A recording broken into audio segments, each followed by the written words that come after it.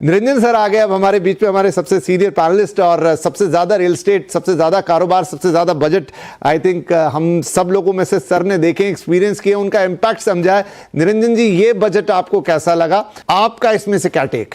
मेरे अंदाज से जो फिस्कल डेफिसिट को बैलेंस करने के बाद और जो 6 महीने 12 महीने में जो अफोर्डेबल हाउसिंग और रिटेल सेल्स का जो घटाने के कारण उसके बाद भी ये बैलेंस बजट कर दी है, तो मुझे लगता है ये यूनिक प्रोपोजिशन हुआ है।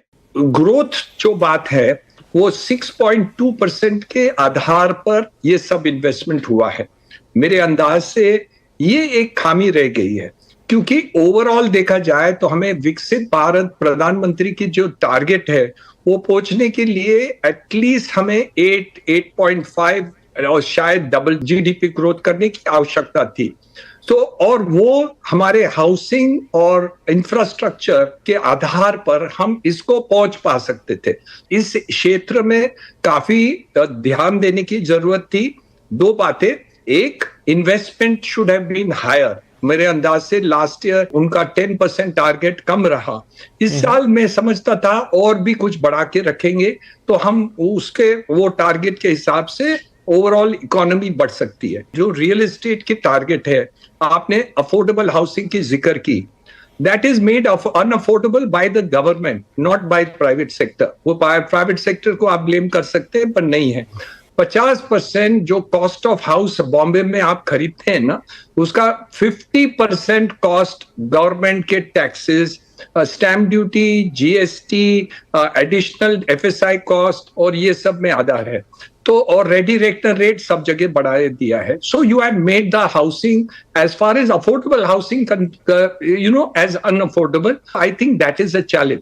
बट जो अपॉर्चुनिटी आज देश में है, प्रधानमंत्री के पास है, it is the best opportunity in the world. चीन की जो एग्जाम्पल आप देखेंगे तो जब उनका डबल डिजिट जीडीपी ग्रोथ था तो तब उनका कंसंट्रेशन हाउसिंग और इंफ्रास्ट्रक्चर था अलोंग विद मैन्युफैक्चरिंग।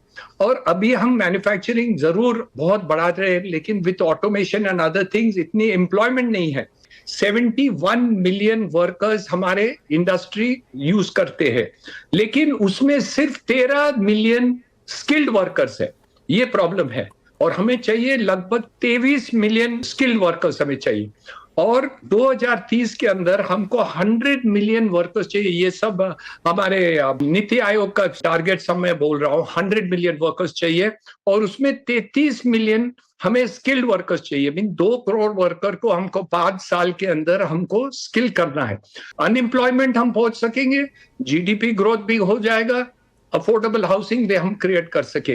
लेकिन इनको टैक्सेस वगैरह वगैरह का जो है उसमें कुछ सोच विचार करने की जरूरत है। लेकिन रियल एस्टेट में अभी भी काफी परेशानी है, काफी स्टेट्स में जहां ईज ऑफ डूइंग बिजनेस अभी तक पहुंचे नहीं है। तो ये जो इंक्रीमेंटल हमको इंक्रीज करना है अफोर्डेबल हाउसिंग सेक्टर में, वो उसमें गवर्नमेंट सरकार को, केंद्र सरकार नहीं, सिर्फ स्टेट सरकार, लोकल अथॉरिटी और तीनों को ध्यान देना है।